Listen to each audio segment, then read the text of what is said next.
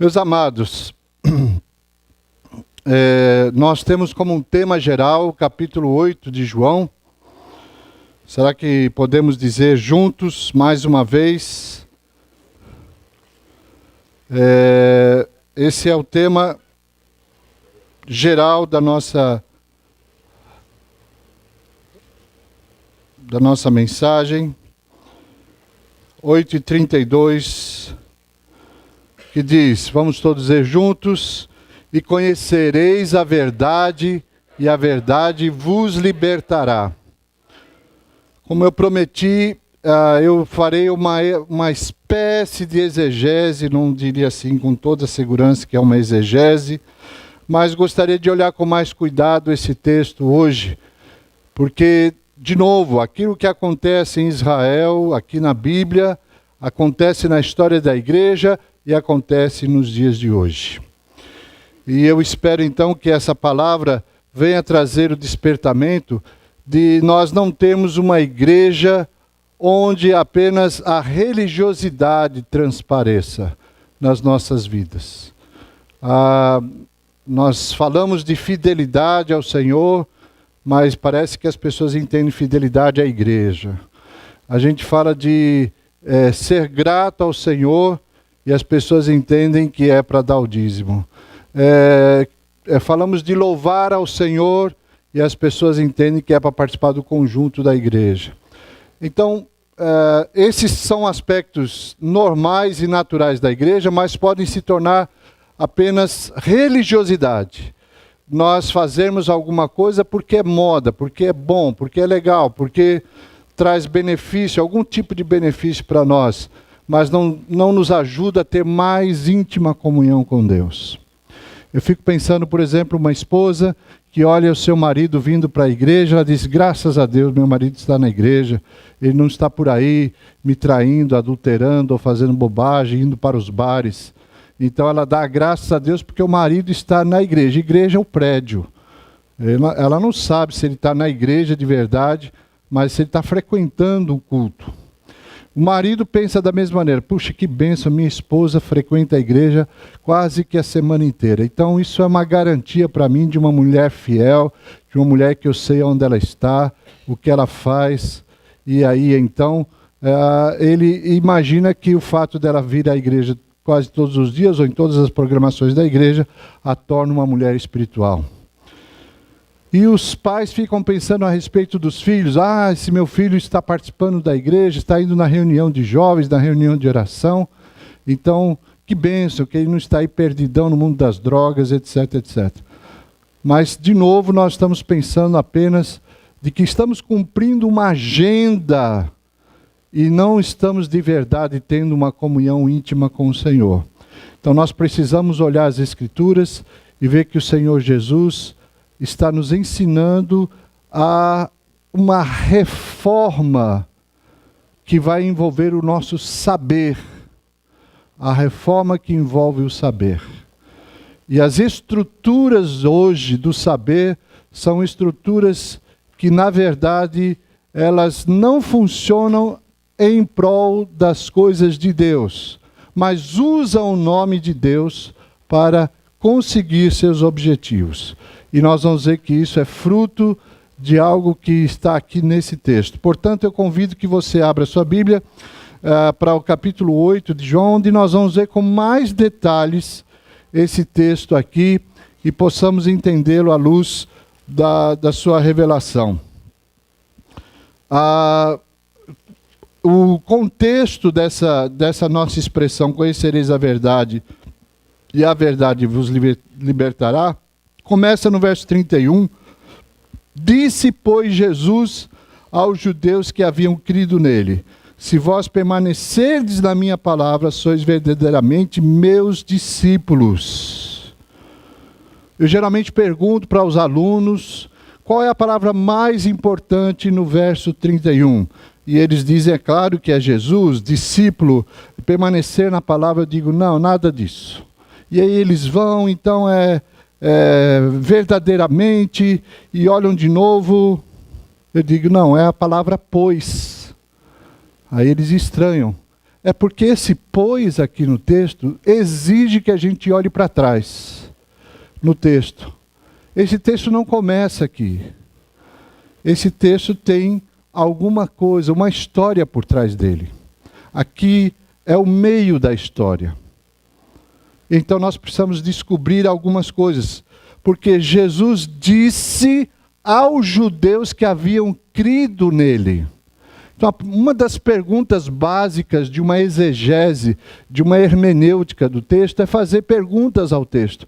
Quem são esses judeus que Jesus está aqui falando a eles e eles creem em Jesus? É o povo todo, o povo judeu como um todo? Quem são essas pessoas? E então nós precisamos voltar para os contextos anteriores e descobrir quem são essas pessoas que estão lá. Então, no capítulo 8, e se você for para o capítulo 7, você vai ver isso também. Jesus disse que não iria subir para a festa. Seus irmãos até disseram, você deve ir para a festa. Vá lá aparecer, já que você disse que é o Messias. Apareça lá para o povo. Jesus relutou em subir e finalmente ele subiu secretamente. E acharam Jesus ensinando ali na cidade de Jerusalém. E estava próxima a uma das festas daquela época. E então, quando descobrem que Jesus está pregando, as autoridades mandam prender Jesus. E é impressionante que os guardas do templo vão para prender Jesus, e em vez de prenderem Jesus, eles aprendem com Jesus. E voltam de mãos vazias, dizendo, nunca ouvimos alguém falar com tanta autoridade. Ou seja, Jesus evidentemente tinha mais autoridade do que aqueles que mandaram os guardas prenderem. Se você já fez parte das Forças Armadas, se você já fez parte da disciplina que o Exército, a Marinha ou a Aeronáutica exige, você sabe que uma ordem dada pelo comandante tem que ser cumprida. Nenhum soldado volta dizendo assim, olha, comandante, eu sinto muito, eu não cumpri a sua ordem porque eu encontrei alguém com mais autoridade do que você. Esse soldado seria sumariamente condenado e preso, porque a autoridade é daquele que mandou a missão. Mas os soldados aqui nesse caso disseram, nós encontramos uma autoridade maior, por isso não trouxemos. Aí há o caso da mulher adúltera no capítulo 8, então nós sabemos também que ali estão os chefes da nação para apedrejar aquela mulher, mas Jesus então, de uma maneira, livra aquela mulher da condenação. E ele mesmo não condena aquela mulher, mas diz a ela para ir e não pecar mais. No verso 12 do capítulo 8, de novo lhes falava Jesus, dizendo, eu sou a luz do mundo, quem me segue não andará nas trevas, pelo contrário terá a luz da vida. Agora veja o verso 13, então lhe objetaram os fariseus.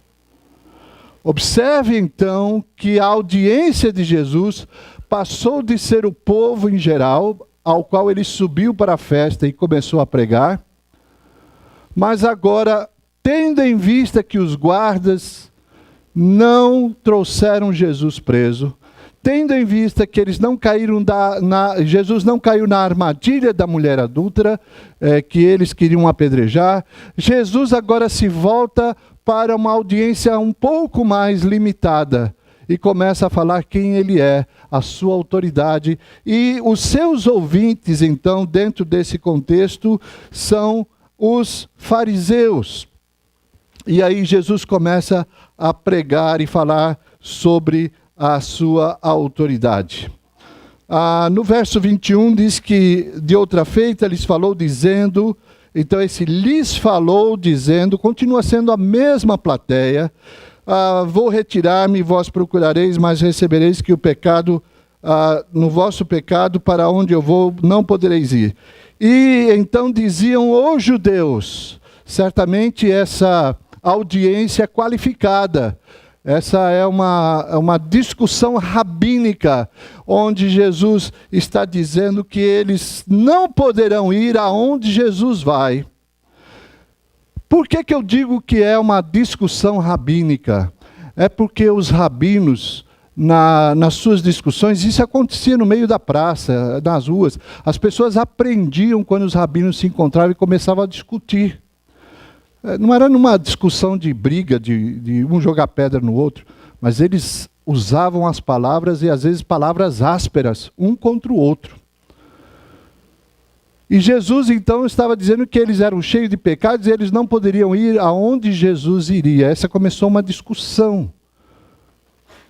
E então, essa discussão só era feita por aqueles que eram entendidos da palavra. Portanto, eu continuo afirmando nesse texto que os ouvintes de Jesus, o povo pode estar até ao lado ouvindo essas discussões, mas a quem Jesus está se dirigindo são as autoridades do povo, os fariseus, os escribas. Então diziam os judeus, verso 22, terá ele acaso a intenção de suicidar-se? Porque diz, para onde eu vou, vós não podeis ir.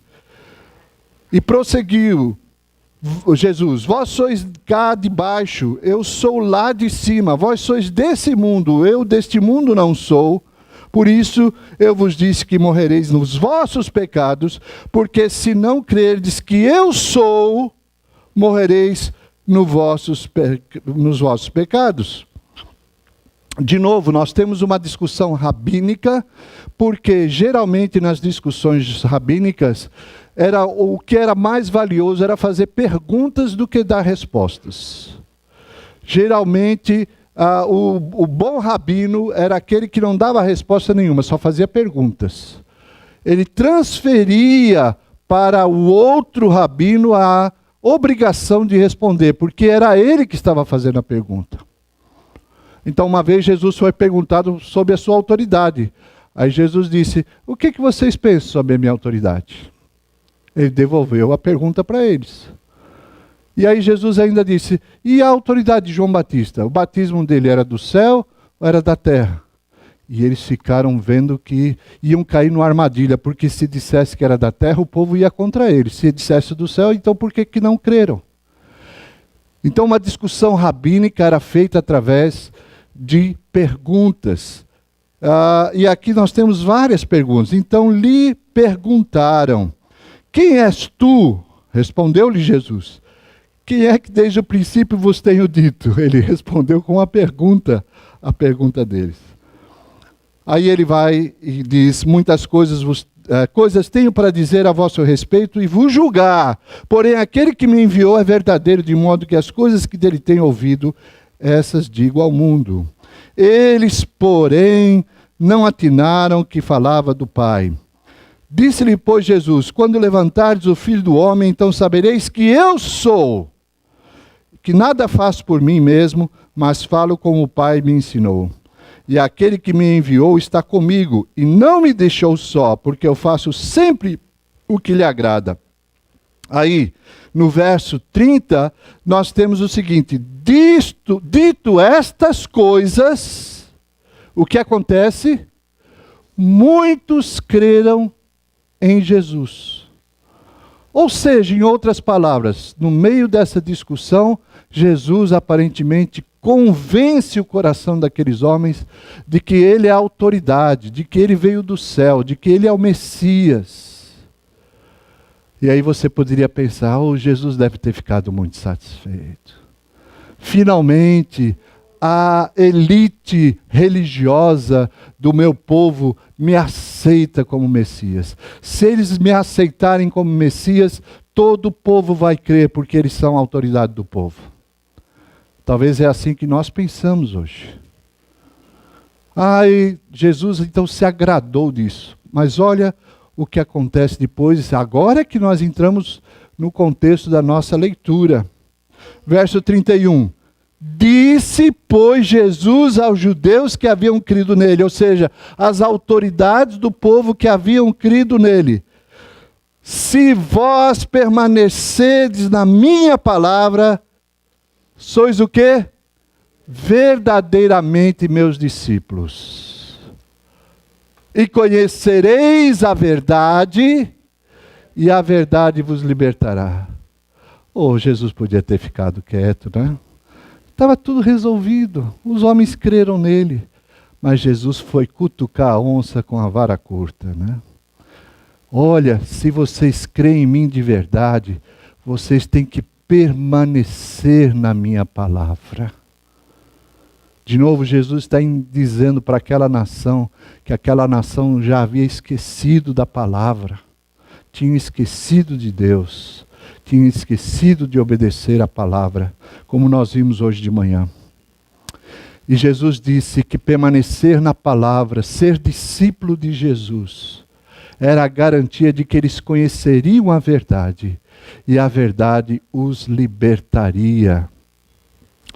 Agora nós temos um grande problema, porque no verso 33 responderam-lhe: somos descendência de Abraão. O que eles estão dizendo para Jesus? Nós somos tradicionais. Eu vou dizer aqui sem medo de errar, viu, pastor? Depois você dá bronca se for necessário. Nós somos batistas da convenção.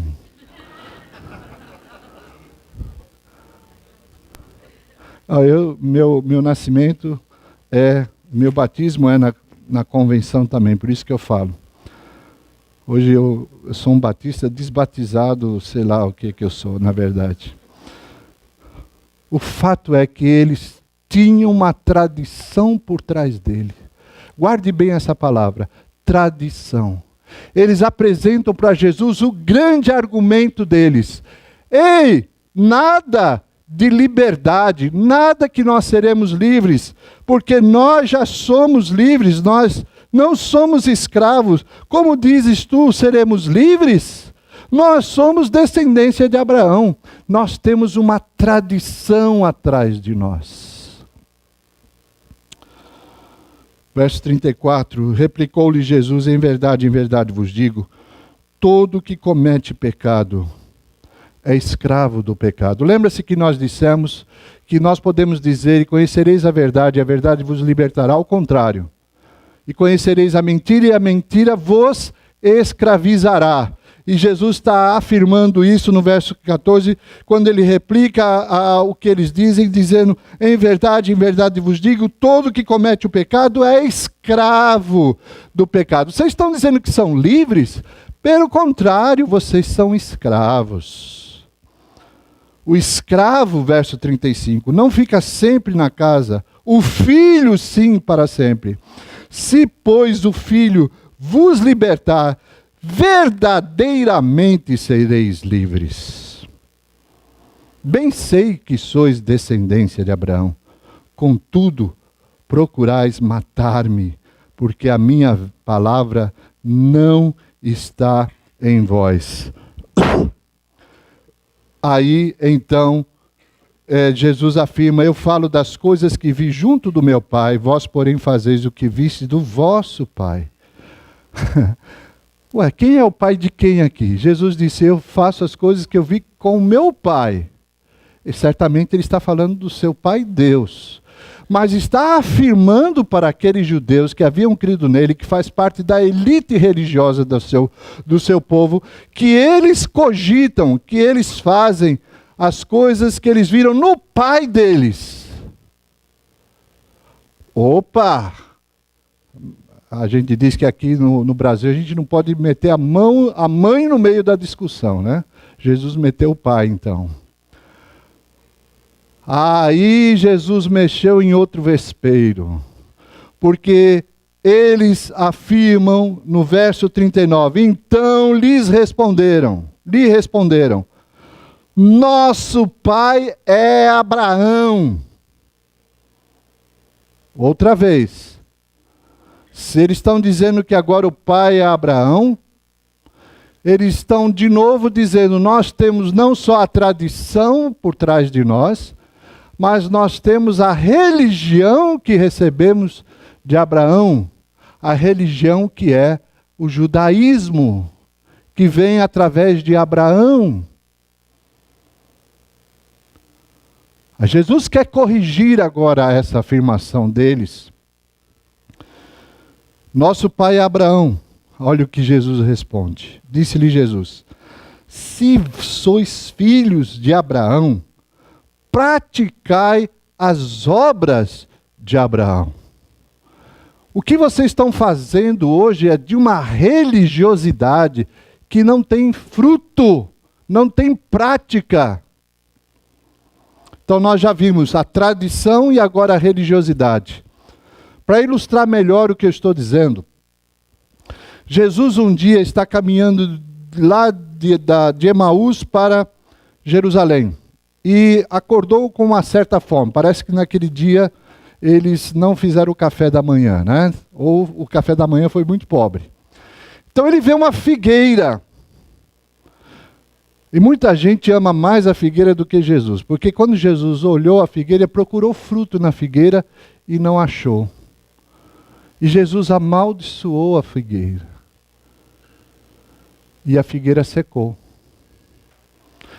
Se fosse na época do Ibama, Jesus estava preso. Não pode. Onde já se viu a figueira? Estava lá, coitadinha. Não dava fruto, não era tempo do fruto. Mas nós precisamos entender o que há por trás desse texto. A figueira é a figura de Israel. Israel é reconhecido como uma figueira. Jesus veio e procurou frutos em Israel, a figueira. O que ele achou?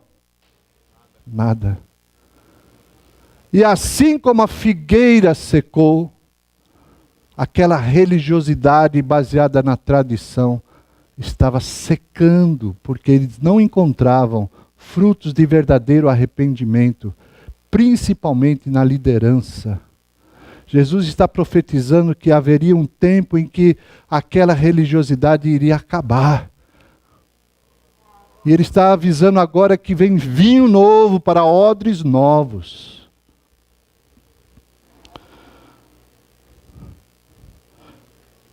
Vamos continuar no texto. Verso 40, Jesus afirma mais categoricamente: mas agora procurais matar-me, a mim que vos tenho falado a verdade, que ouvi de Deus. Assim não procedeu Abraão. Vós fazeis as obras do vosso pai. Disseram-lhe: nós não somos bastardos, temos um pai que é Deus. Como eu disse, os rabinos, quando esquentavam mesmo a cabeça, acabavam os argumentos, eles apelavam para um ataque pessoal. Então agora eles atacaram o caráter de Jesus. Nós não somos bastardos. Era uma maneira deles dizerem que aquela questão do nascimento virginal de Cristo não era muito bem como a história estava contando. E como eles viram que argumentar com Abraão não adiantou duas vezes, eles mudaram a pessoa. Disseram: nós somos filhos de Deus. Nós temos um pai que é Deus. Jesus então diz o seguinte a eles. Replicou-lhe Jesus, verso 42. Se Deus fosse de fato vosso pai, certamente me haveis de amar, porque eu vim de Deus e aqui estou, pois não vim de mim mesmo, mas Ele me enviou. Qual a razão por que não compreendeis a minha linguagem? E por que sois incapazes de ouvir a minha palavra? E aí, isso é a linguagem rabínica, minha gente. Jesus disse: vós sois do diabo. Olha, eu não recomendo que você argumente com as pessoas desse jeito, né?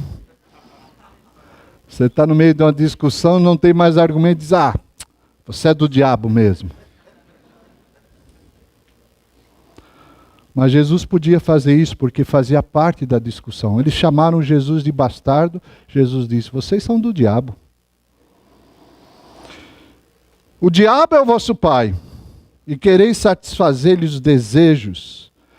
Ele foi homicida desde o princípio e jamais se firmou na verdade, porque nele não há verdade. Quando ele profere mentira, fala do que lhe é próprio, porque é mentiroso e pai da mentira.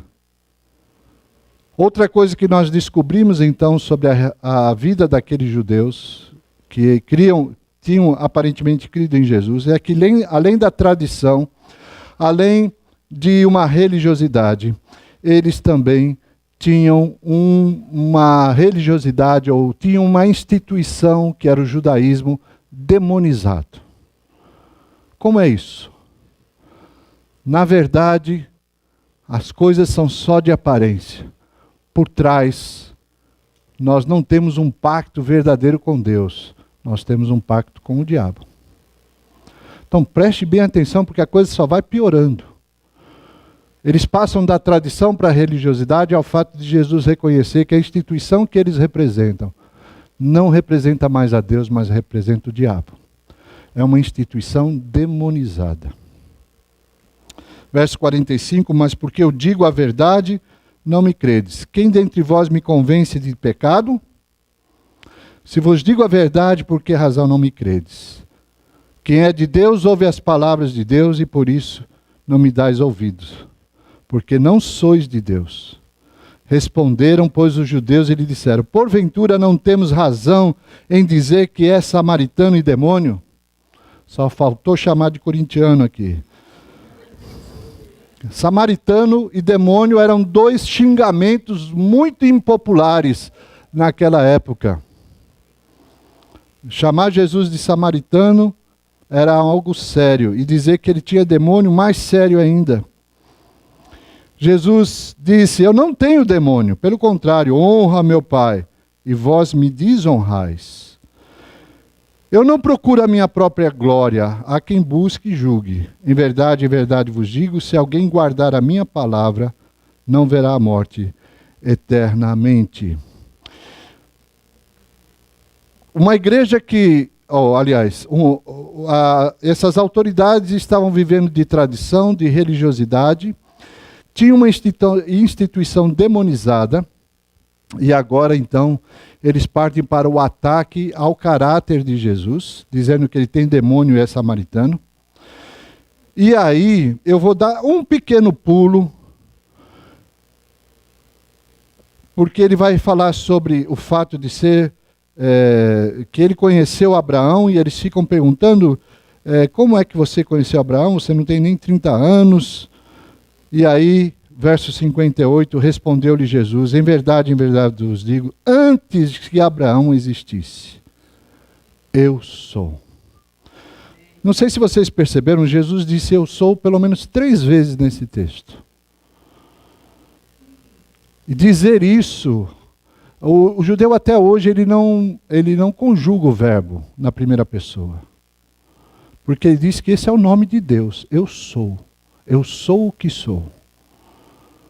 Jesus por 3 vezes diz, eu sou. Jesus está afirmando, eu sou Deus.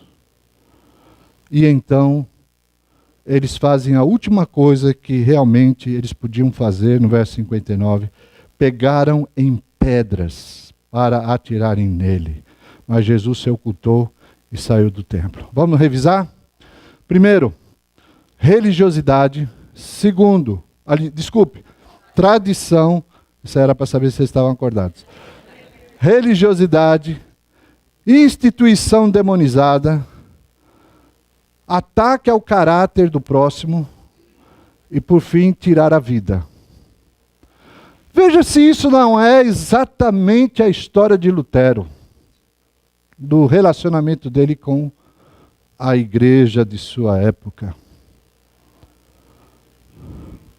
Quando Lutero apareceu, e agora nós vamos entrar na história da igreja, quando Lutero aparece, o cenário era de uma igreja onde a tradição era mais importante do que qualquer outra coisa, principalmente das Escrituras. Você assiste o filme de Lutero, o embate que ele tem com os cardeais e os bispos, você perceberá que ele diz, a minha mente está cativa às Escrituras. Eu não vou admitir dizer que eu revoco, é a palavra que eles exigiam que ele dissesse, revoco, eu retiro tudo que eu disse. Ele não diz isso, porque ele está afirmando, está 10-0 para a Ponte Preta já? Faltam 10 minutos. Ele falou então, eu estou cativo às Escrituras, eu não vou respeitar a tradição da igreja, porque a tradição da igreja está cheia de contradições. Papa tal disse isso, Papa tal disse aquilo, e uma coisa não bate com a outra. Então, a igreja na época de Lutero era uma igreja cheia de tradição. Segunda, era de uma religiosidade vazia, baseada em obras e não na fé. Terceiro, sem dúvida, era uma instituição demonizada, porque não se fazia mais a vontade de Deus, se escondia a vontade de Deus, e as autoridades da igreja eram aquelas que estavam por trás do poder e da satisfação própria, política, religiosa, e tudo que você possa imaginar que era possível fazer entre quatro paredes. Assim era a igreja. A igreja estava demonizada. E quando ela era atacada, quando a verdade aparecia, porque apareceu várias vezes na história da igreja, Lutero não é o único reformador, outros vieram antes dele, mas todos que vieram antes dele foram mortos como hereges e foram queimados ou atirados aos leões. Lutero sobreviveu. Mas a sua moral foi atacada e eles queriam matá-lo. Percebe? As mesmas coisas que aconteceram aqui em João 8 estão acontecendo na época de Lutero. Vamos comigo? Tradição, religiosidade, instituição demonizada, ataque à moral e ataque à vida das pessoas. Agora são outros 500. E hoje? Como está a igreja? Sem dúvida nenhuma, ao você observar o quadro da igreja hoje, você vai encontrar muita tradição. Há estatutos que valem mais do que a Bíblia. Há certas discussões na igreja que valem mais do que uma explicação bíblica. Naquele hino famoso, ó Pai, eu queria ver, tal. Eu acho que tem uma frase interessante, vamos ver se eu me lembro aqui. Ele diz, queria ouvir o que vai abrir o encontro triunfal. Rever amigos que um dia foram feitos meus irmãos. E agora sim podemos dar... Falei, que coisa impressionante, né? Será que vamos dar as mãos só no dia da volta de Cristo? Porque nós não, como igreja, nós não podemos dar as mãos. As diferenças são imensas, são abissais entre nós. A igreja tem sido alvo de tradição, a igreja tem sido alvo hoje de ser uma igreja religiosa. Ela apresenta a religiosidade, mas não vive em comunhão plena com Deus. Ela também é uma instituição que em muitos lugares apresenta-se demonizada, onde as pessoas não estão envolvendo Deus em nada, apenas aquilo que eles acham que devem fazer. E também os ataques abertos que fazem uns aos outros, né? Vamos matar. Se não convence pela verdade, vamos convencer pela força. E aí nós estamos voltando, então, às ameaças que eram da época da história da igreja.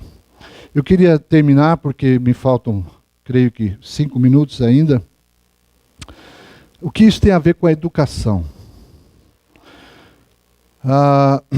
Nós dissemos que essa mensagem tinha a ver com a questão da reforma pelo saber. Ora, é fato de que se Lutero traduziu a Bíblia, ele precisava ensinar o povo a ler e escrever. Ele precisava educar as pessoas. As pessoas precisavam ler a Bíblia e precisavam aprender a ler. Hoje a igreja está deseducando a própria igreja. E quando começa a estabelecer, então, escolas, eu sei que é sonho de muitas igrejas ter uma escola. Nós tivemos uma escola. E eu não vou chorar as minhas mágoas aqui diante de vocês, mas eu vou dizer claramente que eu encontrei pais muito mais interessados que seus filhos fossem bem treinados para fazer um vestibular do que aprender numa escola cristã. E aí migraram da escola, porque diziam, não, é uma escola confessional, é uma escola cristã, portanto não vai ensinar as coisas que meu filho precisa aprender no vestibular. E retiraram seus filhos. Eu quero dizer que os meus filhos, que estudaram desde o início, lá naquela escola, todos eles passaram no vestibular.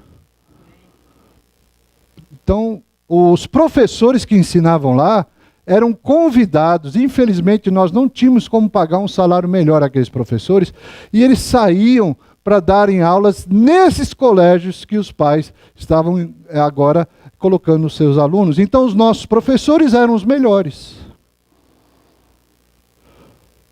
Mas a escola faliu e trouxe grandes problemas para nós. E eu pergunto sobre a educação hoje. Nós temos nossos filhos com um tempo muito grande na escola, onde eles aprendem princípios que não são bíblicos. E pouco tempo eles têm para ouvir os conceitos bíblicos. Uma reforma que tiraria a igreja desta aparente tradição, falta de frutos, etc., seria uma reforma que levaria de novo Jesus Cristo, a cruz, para dentro do campo de ensino da igreja. Talvez a igreja precisa se unir muito mais e fazer com que seus professores, gente profissional bem treinada, bem capacitada, trabalhem dignas do seu salário para estabelecerem uma educação de qualidade aos nossos filhos, que não menospreze, como nós vamos ver na próxima mensagem, sobre a ciência, mas que não menospreze a palavra de Deus. Nós precisamos ter essa capacidade de nos envolvermos na educação dos nossos filhos, trazendo para eles uma reforma, onde eles possam perceber que a igreja é muito mais do que uma instituição, e infelizmente uma instituição demonizada, cheia de tradições, cheia de religiosidade e cheia de divisões. Os nossos filhos precisam ver que, na verdade, a igreja pode ser unida num alvo comum de poder educar hoje a igreja. Eu fico feliz que uma das faculdades mais tradicionais que nós temos no Brasil, eu sei disso porque eu tinha um primo que estudava no Mackenzie. Estudar no Mackenzie há muitos anos atrás era uma coisa assim fantástica de status social. Ter seu filho estudando no Mackenzie significava que você estava assim nos ares. Olha, meu filho estuda no Mackenzie. Porque o Mackenzie era uma instituição que naquela época estava demonizada, aceitava qualquer coisa, qualquer professor, tudo isso. Mas a igreja foi lá e, através de alguns homens muito corajosos, retomaram aquela faculdade e a relançaram nos eixos de um currículo onde o Senhor também pode ser louvado. A Faculdade Mackenzie tem, se não me engano agora como seu reitor maior, um homem que é respeitado por todos nós, Augusto Nicodemos, que além de ser pastor também é um dos reitores daquela faculdade.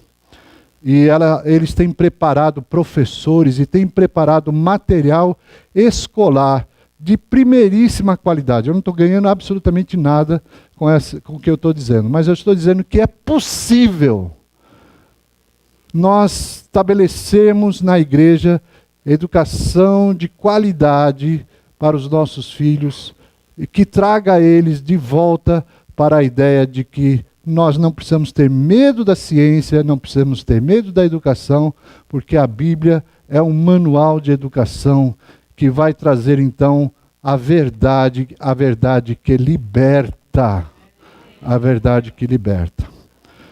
Deixemos de ser essa igreja que tem só aparência e vamos colocar a mão na massa, de dizer assim, nós somos uma igreja atuante, uma igreja que se envolve em todas as áreas da sociedade, por que não na educação? Eu espero que a minha experiência frustrante não seja parâmetro para outras igrejas, pelo contrário, dizer assim, é possível dentro de uma administração bem feita, é possível nós termos uma educação de qualidade.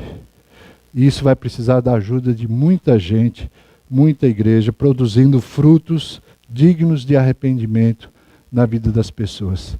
Eu sou testemunha, e eu creio que nós temos aqui nessa igreja ex-alunos do Bereano. Temos ou não temos? Cadê o pessoal? Olha aí. Pergunte para eles, certo? Se eles estão tristes, arrasados por terem estudado naquela escola e principalmente por me terem como professor, né? Eu pegava no pé desses dois aqui direto.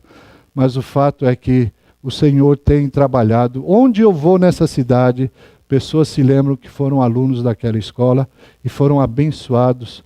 E aquela escola serviu também de evangelização para muitos pais e pessoas que conheceram o Evangelho através de seus filhos ou das programações que viam dentro daquela escola. Portanto, a reforma é uma reforma do saber, é uma reforma que transforma, que liberta as pessoas. Em nome do Senhor Jesus. Amém.